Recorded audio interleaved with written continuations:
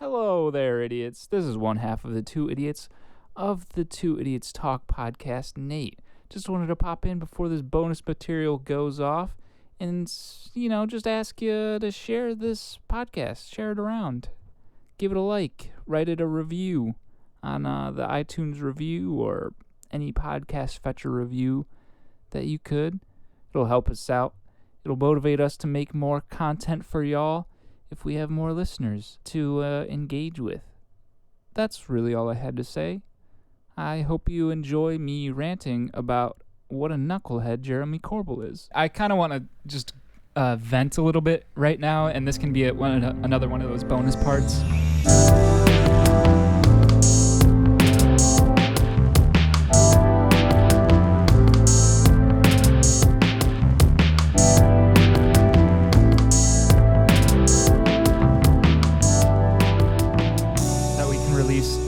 I want to talk about Jeremy Corbell in general and his presence. Oh, okay. His presence on the Joe Rogan podcast.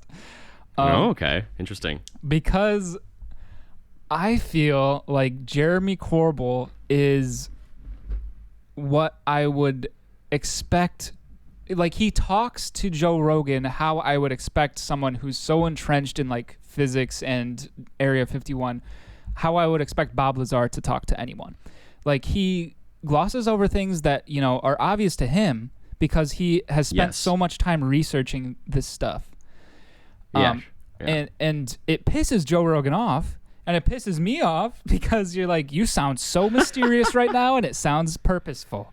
Like, it sounds like you're doing this on purpose. He's a filmmaker. He wants to be mysterious. He wants you to go, whoa, and look into him and watch the documentary. And, like, when he was talking to Joe Rogan got like visibly upset at Jeremy Corbell. Oh, you watched the podcast? Yeah. I just listened to it. Okay. And he was like, "Dude, just be straightforward right now. You're not making any sense. Just talk to me like a normal person. I don't want to hear all this gibble gobble or whatever." He was just getting really upset, and like I was too. And then when I watched the documentary after, and he's the same way in the documentary. Like, he just. Oh, for sure. He is like, I have the upper hand. I have all of this knowledge, and I am, by my own grace, giving it to you. Yeah, and he does this stupid thing of, and there's more coming. Just you wait.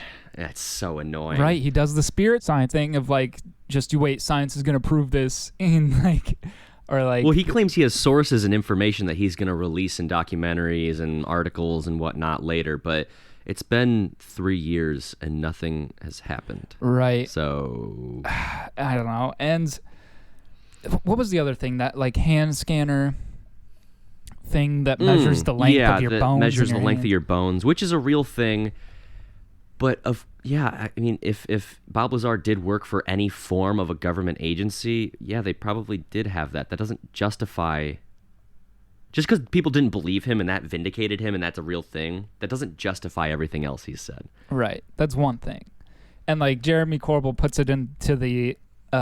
he, like, sneaks it into his interview with Bob Lazar in the documentary. Like, it's this huge, momentous thing. Like, don't you feel good? Like, isn't this great? How many other things are you vindicated about? And you're just like, dude, shut the fuck up. Like... Yeah. And you're not helping Bob Lazar. Like, this isn't. I don't know. Do you remember it when they talked about the raid on United Nuclear? Yeah. So apparently I can't remember the exact details, but they lied a little bit on when things particularly happened. The official documents are that the FBI raided him and weren't looking for documents. They were looking for chemicals, but they were looking for illegal firework chemicals because they were like, because he makes we fireworks. Think you're selling because he makes fireworks. So that makes sense that he might have been selling things that might have been illegal, either knowingly or unknowingly. Which was the craziest tangent in the documentary. And then he mentions that we had a discussion that I did not release. That was very detailed about a lot of things that would vindicate Bob, but I'm not going to release it. And they quoted the entire conversation verbatim. And no evidence of that. Yep. And the last thing I'll say about this Fuksuk Jeremy Corbell. I don't like him at all. I think he's I don't like him either. A weird like trust fund baby. Almost certainly. Most young documentary filmmakers are little trust fund babies. How else do they fucking make well-made documentaries?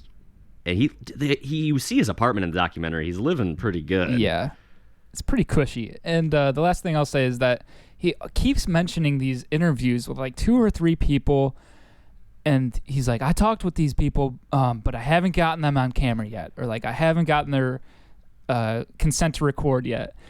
And you're just like, this is the fucking spirit science thing. Like, you're just saying yet in order to, give yourself more credence. You know what it sounds like? What?